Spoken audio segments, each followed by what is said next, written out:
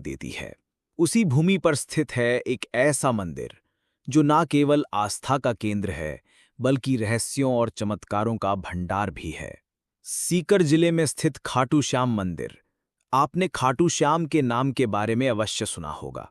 उन्हें हारे का सहारा कहा जाता है और 3 बाणधारी के रूप में पूजा जाता है। पर क्या आप जानते हैं कि ये मंदिर, जो प्रतिवर्ष लाखों श्रद्धालुओं को अपनी ओर आकर्षित करता है, केवल भक्ति का स्थल नहीं, बल्कि एक रहस्यमय कहानी का जीवंत प्रमाण भी है। ये वही स्थान है जहां एक राक्षस जाति का प्राणी भगवान की उपाधि तक पहुंच गया। एक ऐसी कथा जो आपके रोंगटे खड़े कर देगी।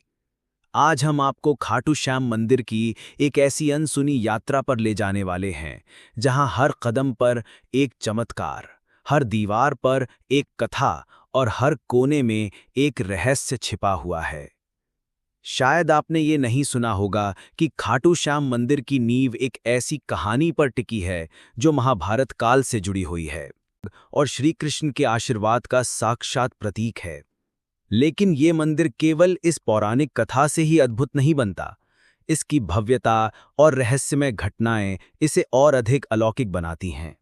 मंदिर के गर्भगृह में स्थापित श्याम बाबा की प्रतिमा एक ऐसे कुएं से प्राप्त हुई थी जिसे आज श्याम कुंड कहा जाता है। इस कुंड के जल को अमृत तुल्य माना जाता है और मान्यता है कि इसका स्पर्श श्याम कुंड कहा जाता है। इस कुंड के जल को अमृत तुल्य माना जाता है और मान्यता है कि इसका स्पर्श मात्र भी व्यक्ति के समस्त पापों को नाश कर देता है। लेकिन इस कुंड में पानी कहाँ से आता है, इसके बारे में कोई नहीं जानता। मंदिर में एक और अद्भुत परंपरा निभाई जाती है। यहाँ पर एक खास तरह का निशान चढ़ाया जाता है। ये कोई साधारण प्रतीक नहीं, बल्कि श्रद्धा, नियम और संयम का प्रतीक है। कहा जाता है कि जो भी भक्त ये निशान पूरे नियम और भक्ति भाव से चढ़ाता है, उसकी हर मनोकामना पूर्ण होती है। यहाँ तक कि कई भक्तों के अनुभव इस बात की गवाही देते हैं कि जिन इच्छाओं को उन्होंने वर्षों तक मन में संजोया, वे खाटू श्याम के दरबार में निशान चढ़ाने के बाद पूर्ण हुई। परंतु सवाल ये उठता है कि ये मात्र विश्वास है या इसके पीछे भी कोई अज्ञात शक्ति है। खाटू श्याम मंदिर का सबसे चौंकाने वाला रहस्य एक शिवलिंग से जुड़ा है, जो मंदिर से कुछ दूरी पर स्थित है। कहा जाता है कि जब मुगल शासक औरंगजेब ने इस शिवलिंग को नष्ट करने का प्रयास किया, तब कुछ ऐसा घटित हुआ जिसने उसकी आत्मा तक को झकझोर दिया। इतना ही नहीं, खाटू श्याम के दर्शन के दौरान एक अद्भुत दृश्य देखने को मिलता है। बाबा के दरबार में हजारों की संख्या में आने वाले श्रद्धालु अक्सर कहते हैं कि उन्होंने वहां कुछ ऐसा महसूस किया जिसे शब्दों में बयान नहीं किया जा सकता। कोई कहता है कि बाबा ने उसे स्वप्न में दर्शन दिए, तो कोई बताता है कि उसने वहां अपने जीवन की सबसे कठिन समस्या का हल पाया। और इन सब अनुभवों में एक बात समान है, एक रहस्यमयी शक्ति जो खाटू श्याम मंदिर को केवल एक तीर्थ स्थल नहीं, बल्कि एक अलौकिक अनुभव बना देती है। इस मंदिर की शक्तियों की गूंज केवल भारत में ही नहीं, विदेशों तक फैली है। अमेरिका, इंग्लैंड और ऑस्ट्रेलिया जैसे देशों में बसे भक्त भी प्रतिवर्ष खाटू श्याम जी की निशान यात्रा में भाग लेने भारत आते हैं। ये भक्ति की वो डोर है जो ना जाति देखती है, ना धर्म, ना देश। यहाँ सिर्फ एक चीज की आवश्यकता है, श्रद्धा। तो क्या आप तैयार हैं इस मंदिर के उन रहस्यों से पर्दा उठाने के लिए जो सदियों से छिपे हैं? यदि हाँ, तो जुड़िए हमारे साथ इस खास डॉक्यूमेंट्री वीडियो में, जहां हम आपको लेकर चलेंगे खाटू श्याम मंदिर की उन गलियों में, जहां इतिहास, रहस्य और भक्ति एक साथ मिलते हैं। ये केवल एक यात्रा नहीं होगी, ये आपके विश्वास को एक नई दिशा देने वाली अनुभव यात्रा होगी। क्योंकि ये केवल एक मंदिर नहीं, एक चमत्कार है, खाटू श्याम का चमत्कार। चलिए अब बिना किसी देरी के आज की इस रहस्यमयी और दिलचस्प डॉक्यूमेंट्री को शुरू करते हैं। दोस्तों, खाटू श्याम जी को भगवान श्री कृष्ण के कलयुगी अवतार के रूप में जाना जाता है। राजस्थान के सीकर जिले में स्थित श्याम बाबा के भव्य मंदिर में दर्शन के लिए हर दिन लाखों भक्त पहुंचते हैं। मान्यता है कि श्याम बाबा सभी की मनोकामनाएं पूरी करते हैं और फर्श से अर्श तक पहुंचा सकते हैं। बाबा खाटू श्याम का संबंध महाभारत काल से माना जाता है। ये पांडुपुत्र भीम के पौत्र थे। पौराणिक कथा के अनुसार खाटू श्याम की अपार शक्ति और क्षमता से प्रभावित होकर श्री कृष्ण ने इन्हें कलयुग में अपने नाम से पूजे जाने का वरदान दिया था। लेकिन ये वरदान किस स्थिति में दिया गया है, इसके बारे में शायद ही आप जानते होंगे। हारे का सहारा खाटू श्याम हमारा, ये तो आपने अक्सर ही सुना होगा। लेकिन हारे का सहारा बनने के पीछे की कहानी से शायद ही आप परिचित होंगे। इन सभी सवालों के जवाब मिलेंगे आपको महाभारत की उस कथा में जो आपने नहीं सुनी होगी। तो आइए जानते हैं खाटू श्याम जी की इस पवित्र कथा के बारे में। दोस्तों, इस कथा की शुरुआत होती है एक भयानक षड्यंत्र से जो दुर्योधन ने पांचों पांडवों को मारने के लिए रचा था। जैसा कि आप सभी जानते हैं कि महाभारत में कौरवों और पांडवों का युद्ध दर्शाया गया है। दुर्योधन हमेशा से ही पांडवों को पसंद नहीं करता था, जिसकी वजह से उसके अंदर पांडवों के प्रति इतनी ज्यादा घृणा थी कि वह उन्हें किसी भी कीमत पर मारना ही चाहता था। जब भीष्म पितामह ने धृतराष्ट्र से युधिष्ठिर का राज्याभिषेक कर देने के लिए कहा, तब दुर्योधन ने पिता धृतराष्ट्र से कहा, पिताजी, यदि एक बार युधिष्ठिर को राज सिंहासन प्राप्त हो गया तो ये राज्य सदा के लिए पांडवों के वंश का हो जाएगा और हम कौरवों को उनका सेवक बनकर रहना पड़ेगा। इस पर धृतराष्ट्र बोले, वत्स दुर्योधन, युधिष्ठिर हमारे कुल की संतानों में सबसे बड़ा है, इसलिए इस राज्य पर उसी का अधिकार है। फिर भी भीष्म तथा प्रजाजन भी उसी को राजा बनाना चाहते हैं। हम इस विषय में कुछ भी नहीं कर सकते। तुम पांडवों के रुकने का प्रबंध करो। धृतराष्ट्र के वचनों को सुनकर दुर्योधन ने कहा, ठीक है पिताजी, मैंने इसका प्रबंध कर लिया है। बस आप किसी तरह पांडवों को वाराणावत भेज दें। दुर्योधन ने वाराणावत में पांडवों के निवास के लिए पुरोचन नामक शिल्पी से एक भवन का निर्माण करवाया था, जो कि लाख, चर्बी, सूखी घास, मूज जैसे अत्यंत ज्वलनशील पदार्थों से पांडवों को उस भवन में जला डालने का षड्यंत्र रचा था। धृतराष्ट्र के कहने पर युधिष्ठिर अपनी माता तथा भाइयों के साथ वाराणावत जाने के लिए निकल पड़े। दुर्योधन के षड्यंत्र के बारे में जब विदुर को पता चला तो वे तुरंत ही वाराणावत जाते हुए पांडवों से मार्ग में मिले और उन्होंने दुर्योधन के षड्यंत्र के बारे में बताया। फिर उन्होंने कहा कि तुम लोग भवन के अंदर से वन तक पहुंचने के लिए एक सुरंग अवश्य बनवा लेना, जिससे कि आग लगने पर तुम लोग अपनी रक्षा कर सको। मैं सुरंग बनाने वाला कारीगर चुपके से तुम लोगों के पास भेज रहा हूं। जिस दिन पुरोचन ने आग प्रज्वलित करने की योजना बनाई थी, उसी दिन पांडवों ने गांव के ब्राह्मणों और गरीबों को भोजन के लिए आमंत्रित किया। रात में पुरोचन के सोने पर भीम ने उसके कमरे में आग लगाई। धीरे धीरे आग चारों ओर लग गई। लाक्षागृह में पुरोचन तथा अपने बेटों के साथ भीलनी जलकर मर गई। लाक्षागृह के भस्म होने का समाचार जब हस्तिनापुर पहुंचा तो पांडवों को मरा समझकर वहां की प्रजा अत्यंत दुखी हुई। दुर्योधन और धृतराष्ट्र सहित के साथ भीलनी जलकर मर गई। लाक्षागृह के भस्म होने का समाचार जब हस्तिनापुर पहुंचा तो पांडवों को मरा समझकर वहां की प्रजा अत्यंत दुखी हुई। दुर्योधन और धृतराष्ट्र सहित सभी कौरवों ने भी शोक मनाने का दिखावा किया और अंत में उन्होंने पुरोचन, भीलनी और उसके बेटों को पांडवों का शव समझकर अंत्येष्टि करवा दी। लाक्षागृह की सुरंग से निकलकर पांडव जिन हिंडनी नदी किनारे पहुंच गए थे, जहां पर विदुर द्वारा भेजी गई एक नौका में सवार होकर वे नदी के उस पार पहुंच गए। नदी पार पहुंचने के बाद वो सभी एक जंगल में पहुंचे। वहीं पर हिड्डिम नाम का राक्षस अपनी बहन हिडिंबा के साथ रहता था। हिड्डिम हिडिंबा पर अपना जोर चलाता था और उससे मानवों का मांस लाने के लिए कहता था। मजबूरी में हिडिंबा को भी ऐसा करना ही पड़ता था। रात के समय जब सभी पांडव सो रहे थे तो उनमें से भीम सभी का पहरा दे रहे थे। जब हिडिंबा अपने भाई हिड्डिम के आदेश पर पांडवों को मारने के लिए गई, तभी उसकी नजर भीम पर गई और वो भीम को देखकर मोहित हो गई और उनसे प्रेम करने लगी। भीम को मोहित करने के लिए हिडिंबा ने सुंदर अप्सरा का रूप धारण किया और भीम के पास गई। लेकिन इसी बीच हिडिंबा का भाई हिड्डिम वहां आ गया, जो पांडवों को मारकर उनका मांस खाना चाहता था। उसने भीम पर हमला कर दिया, जिससे भीम और हिड्डिम के बीच युद्ध छिड़ गया। इस युद्ध में भीमसेन की विजय हुई और हिड्डिम मारा गया। इसके बाद हिडिंबा अपने असली रूप में आई और उसने भीम के सामने विवाह का प्रस्ताव रखा। लेकिन भीम ने यह कहकर विवाह से इनकार कर दिया कि तुम राक्षस कुल की हो। इसके बाद हिडिंबा माता कुंती के पास गई, उनसे भीम और अपने विवाह की बात कहने लगी। तब कुंती विवाह के लिए तो मान गई, लेकिन उन्होंने हिडिंबा के सामने एक शर्त भी रख दी। शर्त के अनुसार भीम हिडिंबा के साथ केवल तब तक ही रहेगा जब तक कि उन्हें संतान की प्राप्ति नहीं हो जाती। हिडिंबा भीम के साथ विवाह करना चाहती थीं, इसलिए वो इस शर्त को मान गई। इसके बाद दोनों का गंधर्व विवाह हुआ और वो जंगल में साथ रहने लगे। कुछ समय बाद हिडिंबा और भीम का एक पुत्र भी हुआ, जिसका नाम घटोत्कच रखा गया। समय बीता और घटोत्कच का विवाह दैत्य राज मोरा की बेटी अहिलावती के साथ हुआ, जिन्हें मौरवी और कामकांतिका के नाम से भी जाना जाता है। घटोत्कच और अहिलावती के 2 पुत्र हुए। घटोत्कच के एक पुत्र का नाम बर्बरीक और दूसरे का नाम अंजन पर्वा रखा गया। बर्बरीक ने शस्त्र, शास्त्र और अन्य सभी ज्ञान अपनी मां अहिलावती का आशीर्वाद लेकर प्राप्त किए।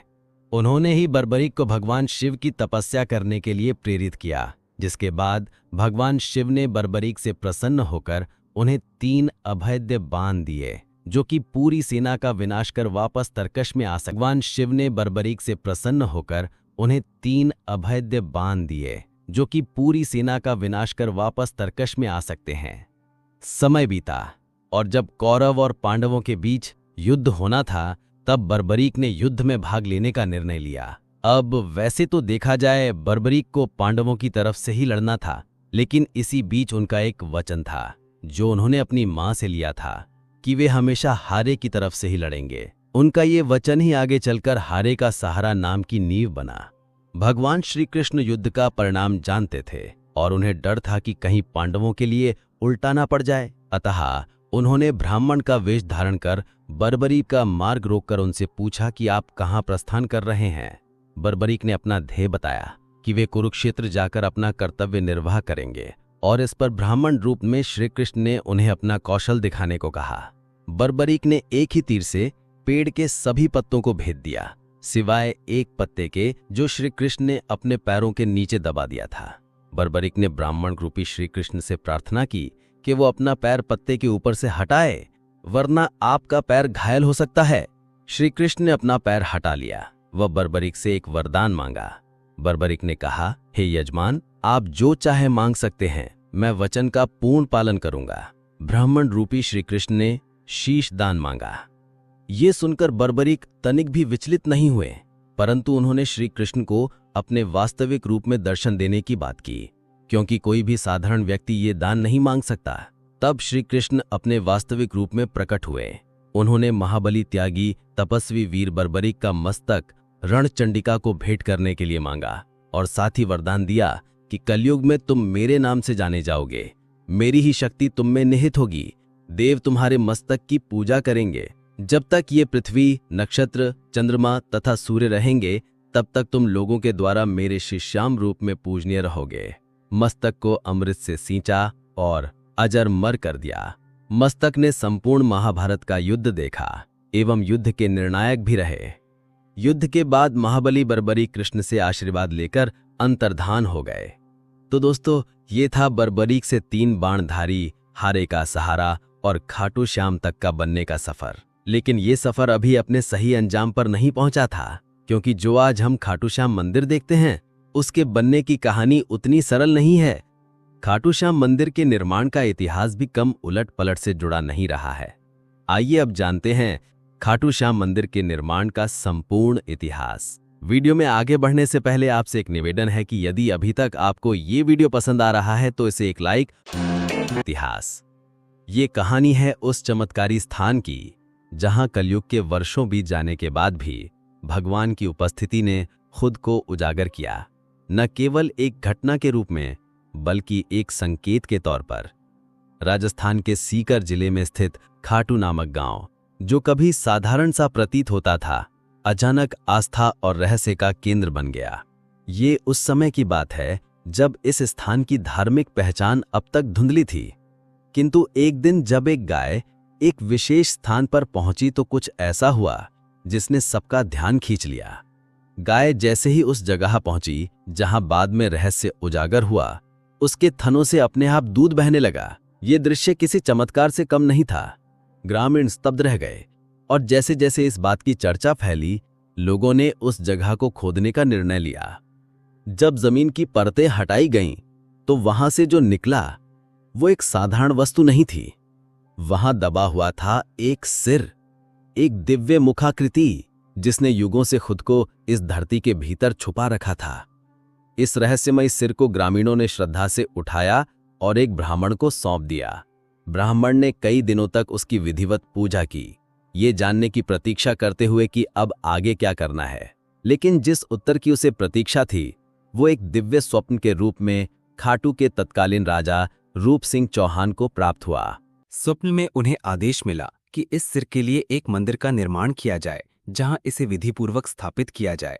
राजा ने इस दिव्य आज्ञा का पालन किया और सन 1027 ईस्वी में फाल्गुन शुक्ल एकादशी के दिन उस पवित्र मूर्ति को स्थापित कर एक भव्य मंदिर का निर्माण करवाया गया।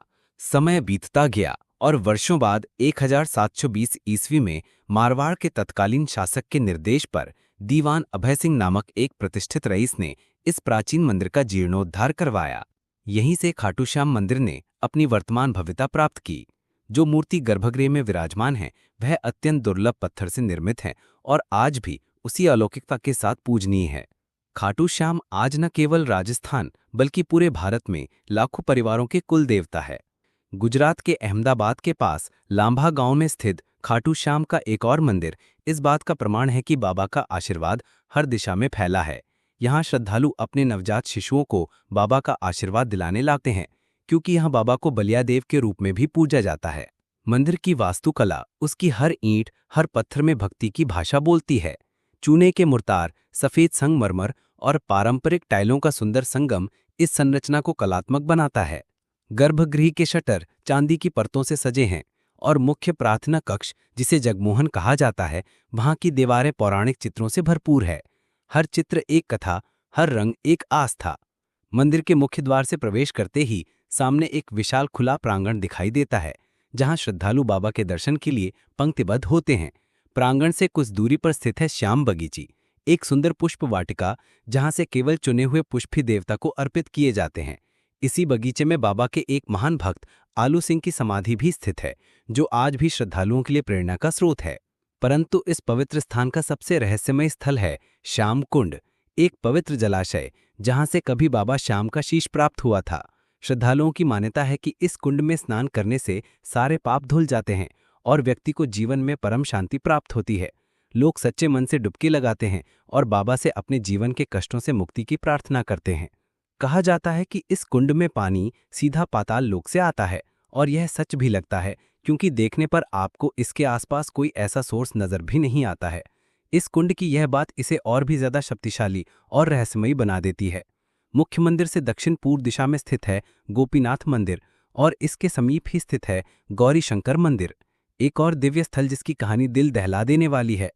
कहा जाता है कि जब औरंगजेब की सेना इस मंदिर को नष्ट करने पहुंची तो उन्होंने शिवलिंग पर भालों से प्रहार किया, पर जैसे ही उनके भाले शिवलिंग से टकराए वहां से रक्त के फवारे फूट पड़े। ये दृश्य इतना भयावह और चमत्कारिक था कि सैनिक तुरंत डरकर वहां से भाग निकले, और आज भी उस शिवलिंग पर वो घाव, भाले का निशान स्पष्ट रूप से देखा जा सकता है, जैसे भगवान ने स्वयं अपनी रक्षा की हो। खाटू श्याम जी का ये पावन मंदिर राजस्थान की राजधानी जयपुर से लगभग 80 किलोमीटर दूर स्थित है, और यहाँ पहुँचने के लिए श्रद्धालुओं को रिंग्स के मार्ग से होकर जाने की सलाह दी जाती है। ये यात्रा केवल एक धार्मिक यात्रा नहीं, बल्कि एक आत्मिक अनुभव होती है, जहाँ आस्था, इतिहास और चमत्कार एक साथ चलते हैं। हर साल लाखों भक्त यहाँ पहुँचते हैं, कोई आशीर्वाद पाने के लिए, कोई चमत्कार देखने के लिए और कोई अपनी श्रद्धा की अग्नि परीक्षा देने के लिए। और जब आप इस पवित्र धाम की भूमि पर कदम रखते हैं तो ऐसा लगता है मानो समय ठहर गया हो और भगवान स्वयं इस धरती पर विराजमान हैं। तो दोस्तों, ये था खाटू श्याम जी मंदिर के निर्माण का संपूर्ण इतिहास। आइए अब आपको बताते हैं उस खास निशान के बारे में जो बड़े ही भक्तिभाव से श्री खाटू श्याम मंदिर में चढ़ाया जाता है। यदि अभी तक आपको ये वीडियो पसंद आ रही है तो कमेंट में जय श्री खाटू श्याम जी जरूर लिखें। रज में कुछ ऐसा सम्मोहन है कि एक बार जो यहाँ आ जाता है उसका हृदय यहीं अटक जाता है। और इस अद्भुत नगरी की सबसे पावन परंपराओं में से एक है बाबा श्याम के दरबार में निशान चढ़ाने की परंपरा। ये कोई साधारण रस्म नहीं, बल्कि श्रद्धा, समर्पण और विश्वास का प्रतीक है। जब भक्त बाबा श्याम के चरणों में अपनी मन्नत लेकर आते हैं तो सिर झुकाकर केवल प्रार्थना ही नहीं करते, बल्कि एक वादा भी करते हैं, हे लखदातार, हारे का सहारा, जब मेरी मुराद पूरी होगी तब मैं आपके दरबार में निशान लेकर पुनः लौटूंगा। लेकिन कई ऐसे श्रद्धालु भी होते हैं जिनका विश्वास इतना अडिग होता है कि वे अपनी मन्नत पूरी होने से पहले ही बाबा को निशान समर्पित कर देते हैं। उनके लिए ये यात्रा भरोसे की यात्रा होती है, जहां वे पहले बाबा पर विश्वास करते हैं और फिर फल की प्रतीक्षा करते हैं। ये परंपरा केवल आज की नहीं, सदियों पुरानी है। खाटू श्याम जी को चढ़ाया जाने वाला ये निशान, जिसे ध्वज भी कहा जाता है, एक अत्यंत पवित्र और भावनात्मक प्रतीक है जो बाबा के बलिदान और विजय का प्रतिनिधित्व करता है। सनातन धर्म में ध्वज को सदैव विजय का प्रतीक माना गया है और खाटू श्याम का ये ध्वज केवल कपड़े का एक टुकड़ा नहीं, बल्कि उनकी अमरता, उनके त्याग और उनके अपार प्रेम का प्रतीक है। ये हमें उस दिव्य क्षण की याद दिलाता है जब भगवान श्री कृष्ण के आदेश पर युद्ध की विजय के लिए श्याम बाबा ने पूर्व जिन्हें बर्बरी कहा जाता था, ने अपना शीश दान कर दिया था। उन्होंने अपना बलिदान धर्म की रक्षा और अधर्म के विनाश के लिए दिया और युद्ध का श्रेय भी स्वयं नहीं लिया, बल्कि श्री कृष्ण को समर्पित कर दिया। इसलिए जब भक्त खाटू श्याम को ध्वज अर्पित करते हैं तो यह केवल मन्नत की पूर्ति का आभार नहीं होता, बल्कि उस दिव्य बलिदान की स्मृति भी होती है। निशान के रंग केसरिया, नारंगी और लाल त्याग, शक्ति और भक्ति का प्रतिनिधित्व करते हैं। इन निशानों पर अक्सर श्री कृष्ण और श्याम बाबा की छवियां अंकित होती हैं, साथ ही पवित्र मंत्र भी जो भक्तों को आंतरिक शांति का अनुभव कराते हैं। कई निशानों पर मोर पंख और नारियल भी सजाए जाते हैं जो पवित्रता और सौभाग्य का प्रतीक माने जाते हैं। ऐसा माना जाता है कि सच्चे मन से चढ़ाया गया निशान बाबा को अर्पित की गई एक आत्मा की पुकार होती है, जिसे वे कभी अनसुना नहीं करते। कहते हैं कि इस निशान के साथ जब भक्त खाटू श्याम की नगरी में प्रवेश करते हैं तो हर कष्ट दूर हो जाता है, हर दुआ स्वीकार हो जाती है और जीवन में सब ओर मंगल ही मंगल छा जाता है। इस ध्वज को चढ़ाने से पहले विशेष पूजा अर्चना की जाती है। भक्त कई दिनों तक उपवास रखते हैं, नियमों का पालन करते हैं और फिर उस निशान को अपने हाथों में लेकर पदयात्रा प्रारंभ करते हैं। इस यात्रा को निशान यात्रा कहा जाता है और ये एक भक्ति की पराकाष्ठा होती है। जब भक्त नंगे पांव हाथों में ध्वज लिए रिंग से खाटू धाम तक की 18 किलोमीटर लंबी यात्रा करते हैं तो हर कदम उनके श्रद्धा के ताप से तपता है। रास्ते में भजन, कीर्तन और श्याम नाम की जय के जयकारे गूंजते हैं जो वातावरण को अलौकिक बना देते हैं।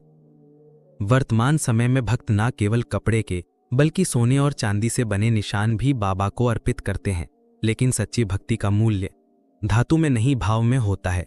चाहे वह ध्वज साधारण हो या बहुमूल्य, अगर उसमें श्रद्धा है तो बाबा उसे सहज ही स्वीकार करते हैं।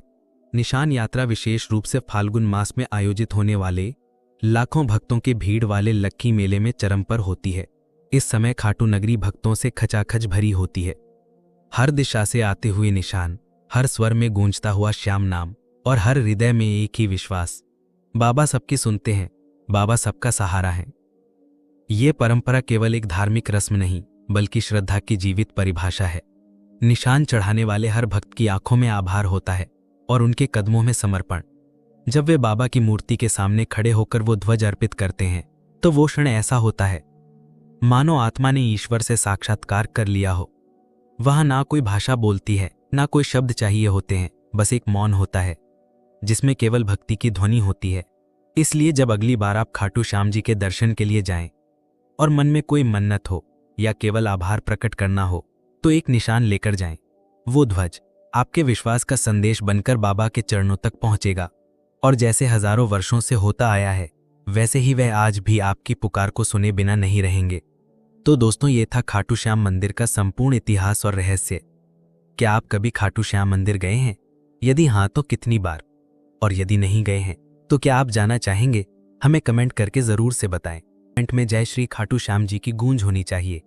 हम मिलेंगे जल्द ही एक और नई रहस्यमयी और दिलचस्प के साथ। धन्यवाद।